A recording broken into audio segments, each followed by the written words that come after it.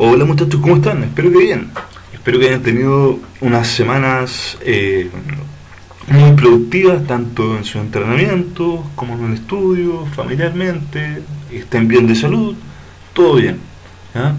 Les doy entonces la bienvenida a la segunda clase de química para tercero medio del programa EAR Chile. Les recuerdo, mi nombre es Francisco López, ¿cierto? Y en esta ocasión vamos a ver la unidad número 2, que tiene por título Termodinámica, segunda parte. Los contenidos que vamos a ver en este video son la primera ley de la termodinámica. Ya vamos a hablar de la entalpía. La entalpía como concepto lo vamos a definir, ¿cierto? Lo vamos a recordar, porque si se recuerdan ustedes, esto de concepto lo vimos en el video anterior. ¿Ya? A todo esto, muchachos, es importante que ustedes manejen la información del video anterior al revés y al derecho. ¿Ya? Este video precisamente no es muy sencillo que digamos, ¿ya? Así que es necesario que ustedes manejen esos conceptos, ¿ya? Revisen este video 2 veces si es necesario, ¿ya? Hasta que le quede claro los conceptos, ¿ya? Es harta información. Entonces vamos a repasar entonces un poquito del concepto de entalpía. Vamos a ver entalpía de reacción, vamos a ver qué es la entalpía de formación, ¿ya? Vamos a hablar de las reglas de termodinámica, ¿ya? Y vamos a ver finalmente la ley de Hess. Entonces, la primera ley de la termodinámica, que también la habíamos mencionado anteriormente, ¿cierto? Ahora podemos definirla nuevamente como que la termodinámica, ¿cierto? Se va a encargar del estudio de la transferencia de energía entre los distintos sistemas, ¿ya?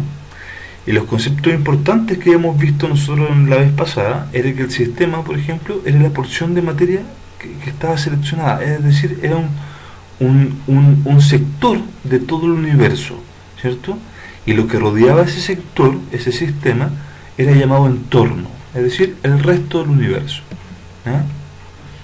Los tipos de intercambios de energía ¿se acuerdan que la energía se intercambiaba de distintas formas? Se intercambiaba en forma de trabajo, en forma de calor, ¿cierto? Y era importante manejar en cierto modo los signos que involucraban, ¿cierto?, el trabajo y el calor. Pero recuerden entonces, la energía se transmite o se intercambia en forma de trabajo o de calor. Esto no son energías propiamente tal, sino que son una forma en que se transmite la energía, ¿sí? Esos conceptos, todos estos conceptos los revisamos en la clase que vimos en el video anterior, ¿sí? Así que repasen. Esto es lo que me refería con el convenio de signos, ¿ya? Si tengo un sistema, ¿cierto?, y todo lo que está alrededor es el entorno, ¿ya? En el sistema puede entrar calor o puede salir calor. En otras palabras, puede ganar calor calentándose o puede perder calor, ¿cierto?, enfriándose el sistema y calentando el entorno, ¿ya? Por otro lado, el sistema puede, ¿cierto?, recibir un trabajo, ¿ya?, produciendo, ¿cierto?, un trabajo positivo, ¿ya?, o bien puede, ¿cierto?, recibiendo un trabajo, o bien puede producir un trabajo, ¿ya?, es decir, perdiendo energía en forma de trabajo. ¿Se entiende? O sea, el sistema puede perder energía en forma de trabajo o puede perder energía en forma de calor. A la vez, el sistema, ¿cierto?, puede ganar energía en forma de calor o puede ganar energía en forma de trabajo. Recuerden que trabajo es una acción, es un movimiento producto, ¿cierto?, de una energía, ¿ya?, o de una fuerza, ¿ya? En otras palabras, el signo positivo, ¿ya?, es para todo aquello que aumenta la energía del sistema. O sea, todo lo que hace que aumente la energía, ya sea en forma de calor o en forma de trabajo, tiene un signo positivo. Y todo lo que haga que el sistema pierda energía, ¿cierto?, va a tener un signo negativo. Entonces, el enunciado del primer principio de la termodinámica, ¿ya?, ¿qué dice? Dice, la energía no se crea ni se destruye, solo se transforma, ¿cierto? El sistema gana energía y el entorno la pierde, ¿ya? Y al revés, ¿cierto? Si el sistema pierde energía, el entorno la gana. ¿Se entiende? El sistema pierde energía, entonces significa que el entorno va a ganar, tal como dijimos recién, ¿cierto? A la energía que tiene un sistema se le llama energía interna. Por lo tanto, el cambio de energía interna en un sistema, ¿cierto? Como conocido como delta U, acuérdense que el triangulito es delta, ¿ya? U, energía interna. El cambio de energía interna que existe en un sistema, ¿ya?, va a ser igual a la suma del calor y el trabajo intercambiados con el entorno. Por lo tanto, tenemos esta formulita, que energía interna de un sistema es igual al calor más el trabajo. Entonces, todo eso era un repaso de lo que nosotros vimos en el video anterior, ¿ya? Hay conceptos que ustedes tienen que profundizar y que salen más profundos, ¿cierto?, en el video anterior, ¿ya? Entonces, ahora, conceptos un poco más nuevos, aunque esto también lo habíamos definido un poquito la vez anterior. Concepto de entalpía, ¿ya? Recuerden que se definía como calor a presión constante, ¿ya? Por otro lado, tenemos el trabajo de expansión, ¿ya? Por ejemplo, supongamos un sistema, ¿ya?, que tiene una presión constante, que intercambia energía mediante trabajo, ¿ya?, y el volumen varía. Por ejemplo, tengo el volumen inicial y el volumen final, ¿ya? Imagínense estos dos compartimentos, ¿cierto?, como una jeringa, ¿ya? Hay un compartimento que tengo un volumen inicial 1, hay una presión que se ejerce sobre este recipiente, que tiene capacidad de bajar o disminuir el volumen o aumentarlo, ¿cierto?, en esta superficie. Recuerden que la presión es una fuerza, ¿ya? Es, en cierto modo, una aceleración por una unidad de espacio, ¿sí?, una unidad de área, ¿ya? Y eso es fuerza. Acá lo mismo, tengo una presión, ¿cierto?, sobre una superficie, ¿ya?, y hay un volumen 2, que es todo esto. O sea, si lo comparo con el volumen 1, hay una diferencia de volumen, ¿cierto?, que está representado por X o por este delta W, una diferencia de volumen, ¿ya? Entonces, para que pueda ocurrir esa diferencia de volumen, ese movimiento, ¿cierto?, es que yo pueda aplastar esto y producir eso, o que yo pueda expandir esto y que llegue a este nivel, produciéndose una diferencia de volumen, ¿ya?, o un movimiento, por decirlo así, ¿cierto?, tiene que haber un trabajo. Y en este caso, ese trabajo está realizado por la presión, ya sea por la presión que ejerce el aire que está acá adentro, o por la presión que ejerce, ¿cierto?, el aire que esté acá afuera. Pero lo importante es que hay un cambio, hay un movimiento, hay una variación, en este caso de volumen, ¿sí? Por lo tanto, el trabajo en estas condiciones lo vamos a definir, y para todo efecto de lo que vamos a ver ahora, ¿cierto?, el trabajo es igual a menos presión por la diferencia de volumen. Entonces, acá también hay controversias con respecto al signo, ¿ya? Recuerden, si hay un trabajo de expansión, es decir, imagínense, como en este caso, está acá este tubo, ¿cierto?, volumen 1, y se expande hasta llegar a un volumen 2 más grande. Eso es expansión. Por lo tanto, el volumen 2 es mayor que el volumen 1, ¿sí? En el sistema, entonces, es el que realiza este trabajo, ¿sí? Cuando hay expansión, el sistema está realizando ese trabajo. Por lo tanto, tiene que ser negativo, está disminuyendo su energía, ¿sí? O sea, este volumen, para empujar esta tapita, por decirlo, hacia atrás, ¿cierto?, hacia afuera, ¿ya?, tiene que ejercer una fuerza, una presión sobre una superficie, ¿cierto?, para que aumente el volumen. Esa fuerza, o esa energía que ocupa para eso, ¿cierto?, mejor dicho, esa energía, ¿ya?, la hace en forma de trabajo. Entonces, por lo tanto, el sistema se expande, ¿cierto?, ocupando energía en forma de trabajo, y por lo tanto este sistema va a perder energía, ¿ya?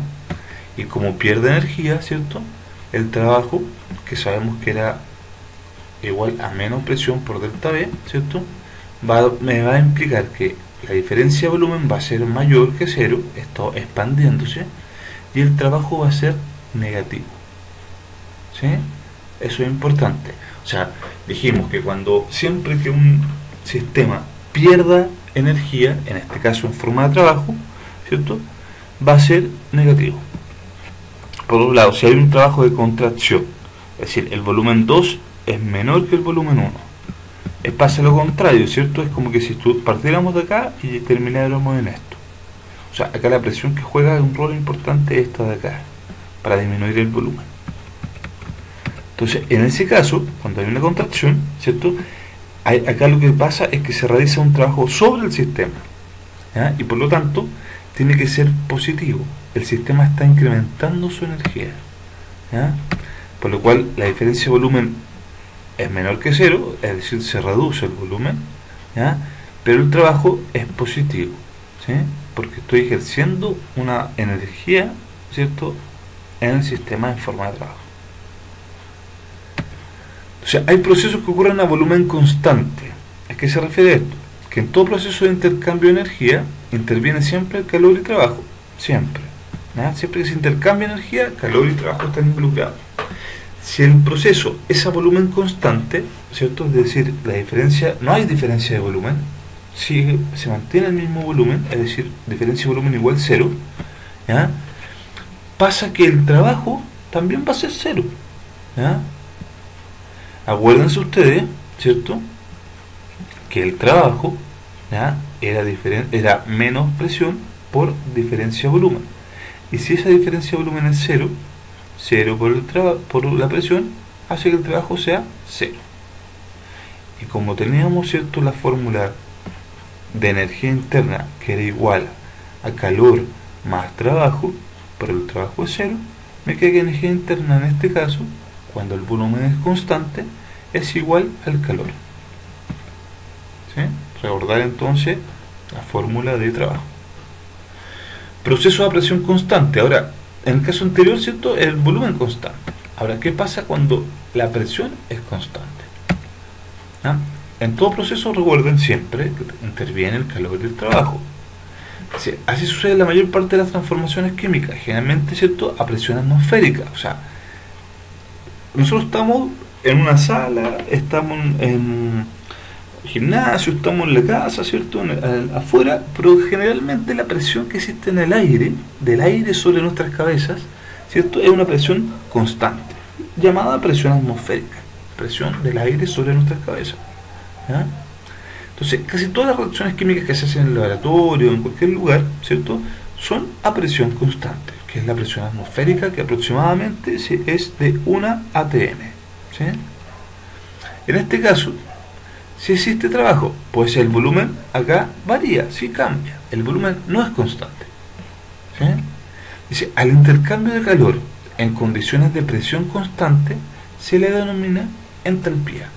Siempre que cambiamos entonces el calor, ¿cierto?, en condiciones de presión constante, vamos a hablar de entalpía, que era por definición, ¿cierto?, lo que significa entalpía, ¿ya? Entonces, recuerden que la entalpía tiene el concepto de función de estado. ¿Qué significa esto? Que recuerden que eso implicaba que no interesa el camino recorrido, importa simplemente cómo está al inicio y cómo está al final. No importa qué es lo que pasa entre medio, cómo se llega del inicio al final. No importa los métodos ni las vías, ¿sí? La entalpía, entonces dijimos que es calor a presión constante. Eso es entalpía, ¿sí? Es la cantidad de calor absorbido o liberado, ¿cierto?, a una presión constante por un sistema termodinámico, ¿ya? Y gracias a esto podemos definir entalpía también como energía interna más la presión por volumen, ¿sí? Fíjense acá, estas son otras formas de expresar lo mismo, ¿ya? Se puede ver medio estresante, ¿cierto?, tanta fórmula, yo sé, pero vayan siguiéndome y vayan a ver que una fórmula va deduciendo la otra. O sea, nosotros sabemos que, por ejemplo, calor a volumen constante, habíamos dicho que era la diferencia de energía interna de un sistema, ¿cierto? El calor a presión constante, por otro lado, también dijimos que es igual a delta H, a la entalpía. La entalpía, o la variación de entalpía, en este caso, el cambio de entalpía. La entalpía, por otro lado, es igual a la energía interna más presión por volumen, ¿sí? Por otro lado, el delta H, la diferencia de entalpía, esta es la entalpía, por decirlo así, de una partícula, de un objeto, de un cuerpo, ¿sí? va a ser igual a la energía interna de ese cuerpo o de ese sistema más la presión de ese sistema por el volumen de ese sistema. Entonces, en este caso, en esta ecuación de acá abajo, la cuarta, acá yo tengo una variación de la entalpía, es decir, cuando cambie la entalpía va a ser igual al cambio de energía interna más la presión por el cambio de volumen. Recuerden que estamos hablando de presión constante, por eso tengo acá una P constante y no un delta P, no cambia la presión. Ahora, esto es lo mismo que decir que el calor a presión constante va a ser igual al calor a volumen constante más la presión por el delta B. ¿Sí? Una forma de expresar. Nos podría servir, bueno, ahora no mucho, pero les va a servir quizás como en ciencia superior, les puede servir conocer estos conceptos. ¿Ya? Por un lado, la energía interna, ¿cierto?, es igual al delta H menos la presión por el delta B. ¿Cómo digo esto o cómo llego a esto? Por la definición de la energía interna, o bien por esta misma fórmula de acá, ¿cierto? Tengo la energía interna, ¿sí?, la dejamos acá, y este que es presión por volumen o por delta B, acá está sumando, lo paso para el otro lado restando. Entonces me queda que delta U va a ser igual a delta H menos presión por la variación de volumen. ¿Sí? Esta forma.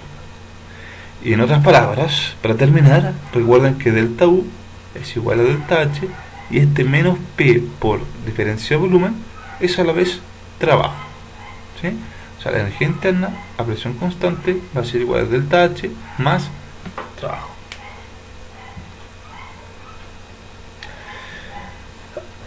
Perdón, de esto acá me interesa que ustedes tengan la noción, que me hayan seguido, hayan tratado de seguir los pasos, ¿ya?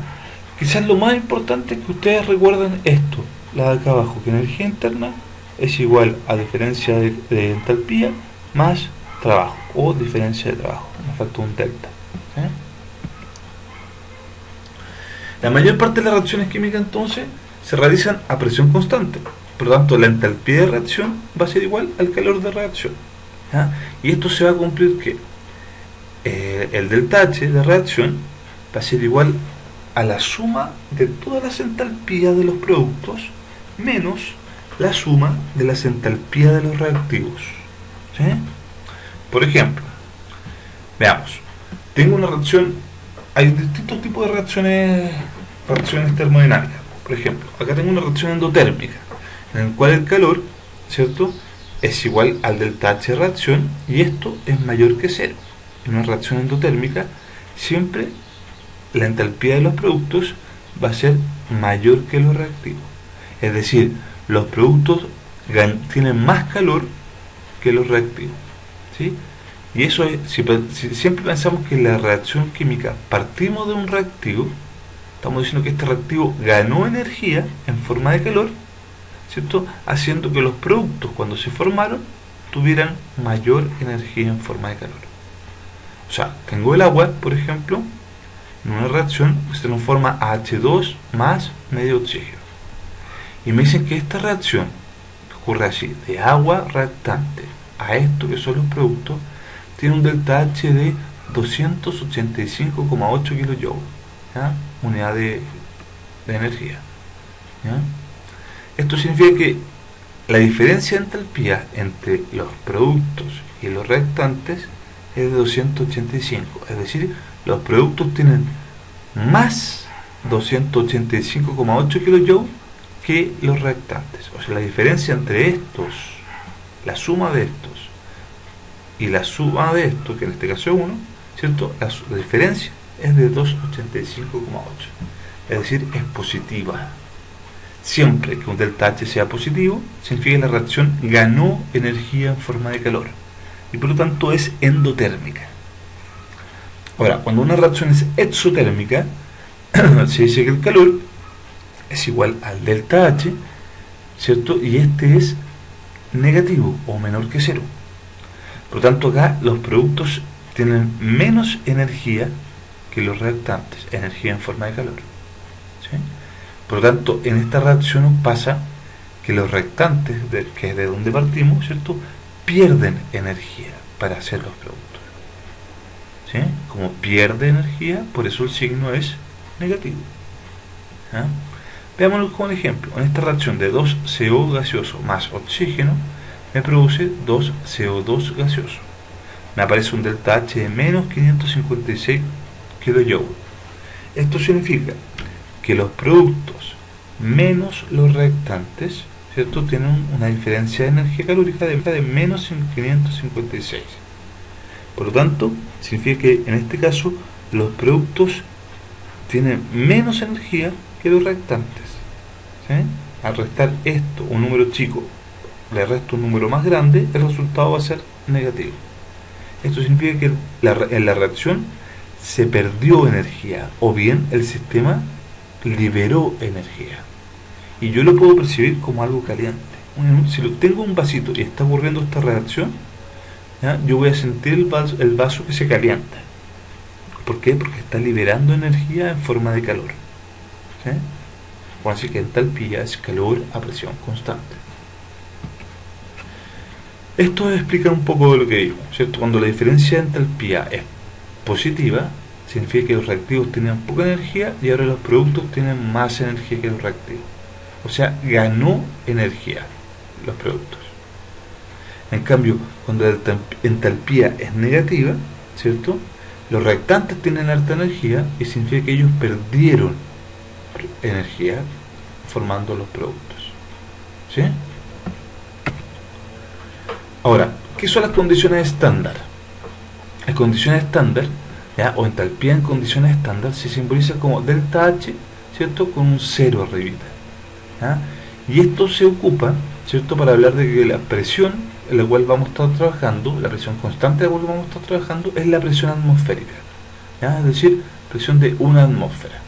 Siempre que hablemos en delta H estándar, que es como lo que se sirve para medir, porque por ejemplo, la presión a nivel del mar se dice que es de una atmósfera, pero ya estando en la cordillera o más cerca de la cordillera, la presión va a disminuir, ¿ya? Y dependiendo de la altura que tengamos, ¿cierto?, va a ser distinta la presión atmosférica que tengamos. ¿Ya? Por lo tanto, se estableció un valor de presión estándar para poder hacer todos los cálculos. ¿Ya? Y a eso se le llamó condición estándar de la entalpía. Tenemos la entalpía de formación, ¿cierto?, que puede ser estándar y molar.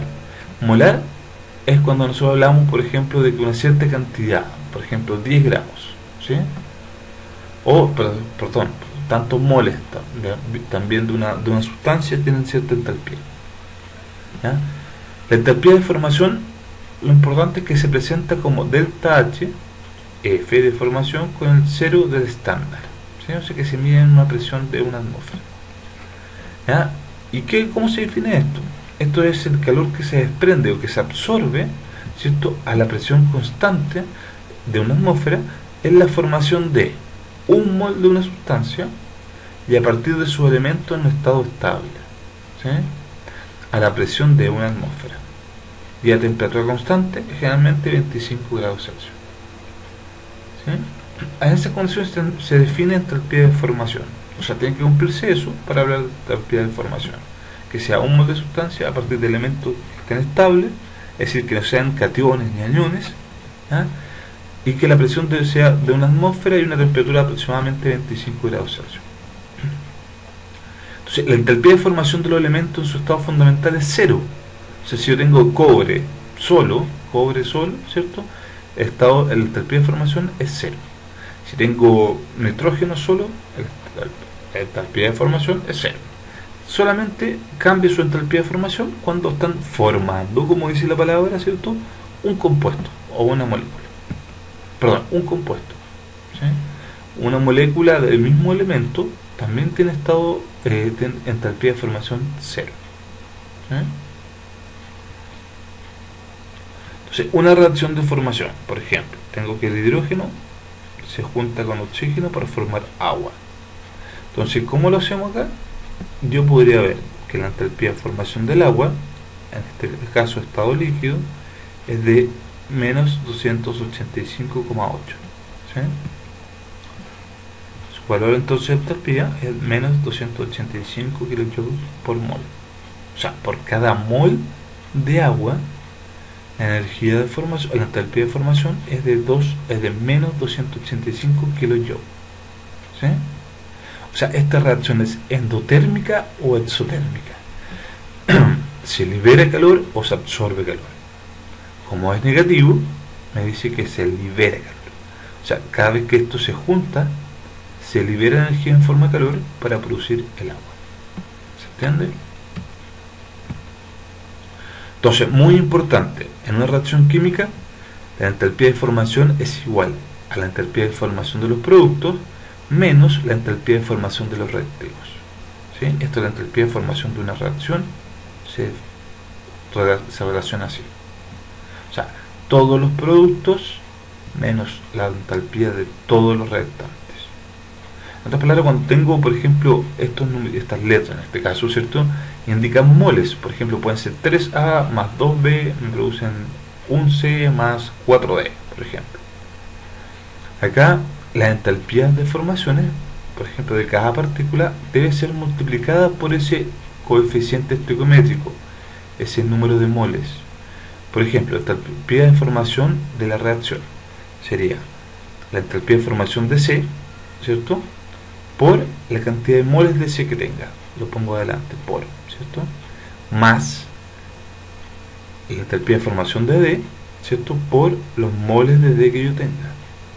Esto es la entalpía de formación de los productos, que sería esto de acá, ¿sí?, menos, ¿cierto?, la entalpía de formación de los reactantes o de los reactivos, que sería la entalpía de formación de A multiplicado por sus moles más la entalpía de formación de B multiplicado por sus moles. ¿Sí? Ahí están los moles de B, ahí están los moles de A.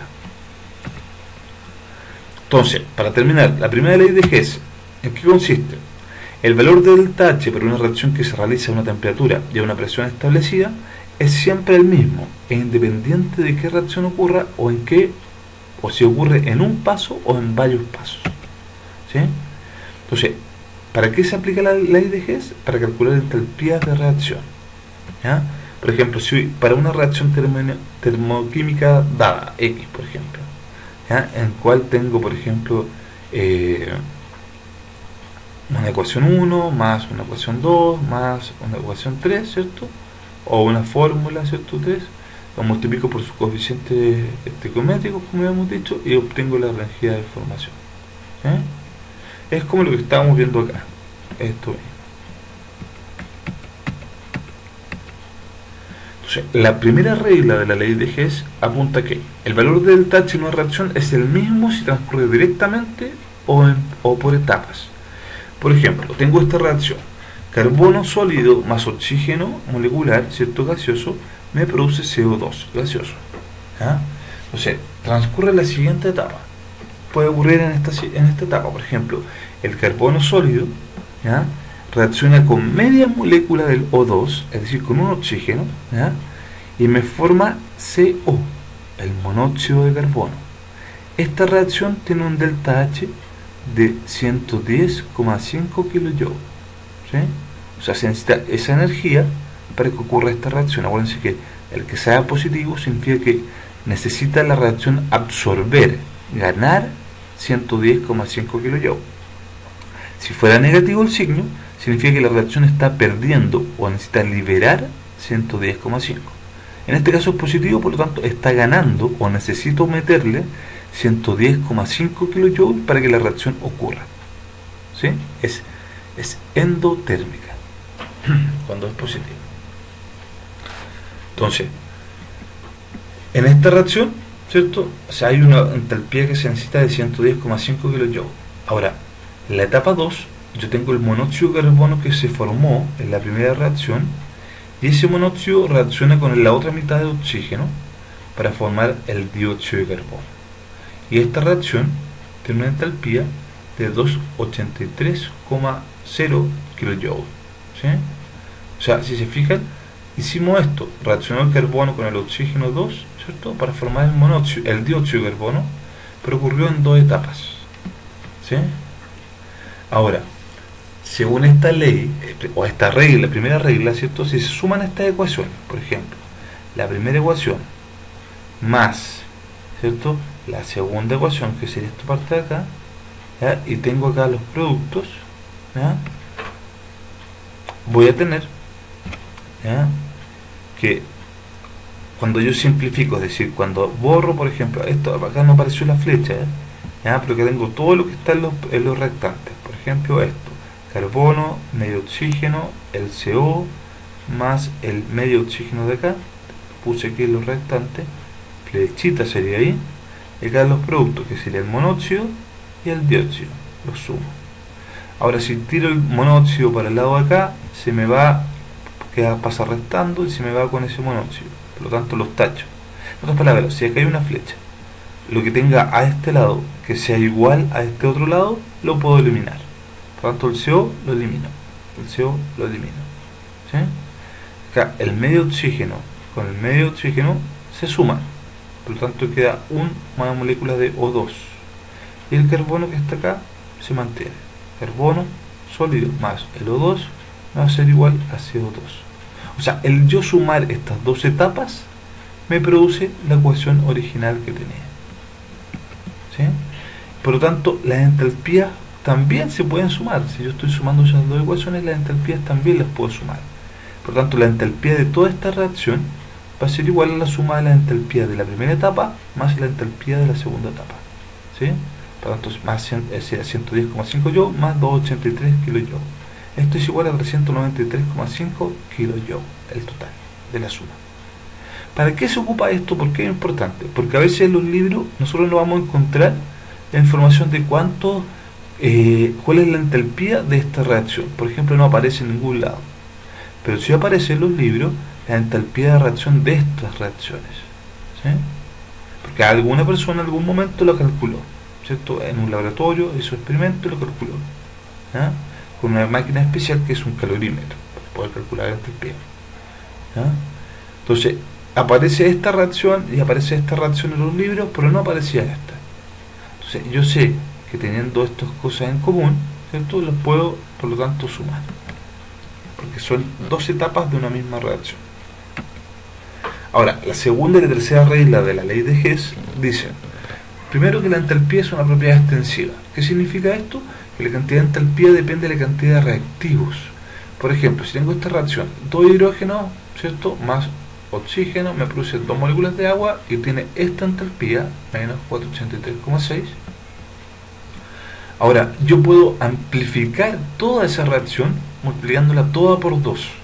Es decir, sería, en vez de 2 hidrógenos serían 4 hidrógenos, en vez de 1 oxígeno serían 2 oxígenos, en vez de 2 aguas, multiplico por 2, serían 4 aguas las que se producen.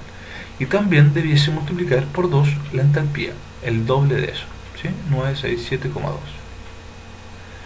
Eso es que la entalpía es una propiedad extensiva. Yo la puedo amplificar o la puedo simplificar. Podría decir por 8.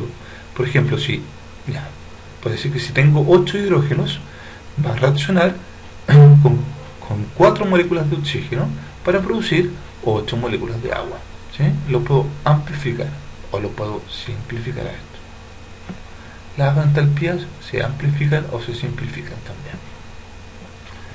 Otra propiedad, o otra regla mejor dicho, es la entalpía como una propiedad inversa, ¿ya? ¿Esto qué significa? Que para el proceso inverso la entalpía es de signo contrario. Por ejemplo, si tengo que 2 moléculas de hidrógeno reaccionan con una molécula de oxígeno para formar 2 moléculas de agua y tiene esta entalpía, si yo escribo esta reacción al revés, es decir, que 2 moléculas de agua se descomponen o se desarman en 2 moléculas de hidrógeno más una molécula de oxígeno, lo contrario a esto, la doy vuelta en otras palabras, ¿cierto? El delta H se mantiene el mismo valor, pero de signo contrario, positivo, ¿sí? Esto sería la ley de Hess, muchachos. Les deseo mucha suerte. Revisen el video otra vez, revisen la guía de material complementario, los videos de material complementario, ¿sí? Hagan la guía de ejercicio y dudas, envíenmela. Suerte, muchachos, que estén bien, nos vemos.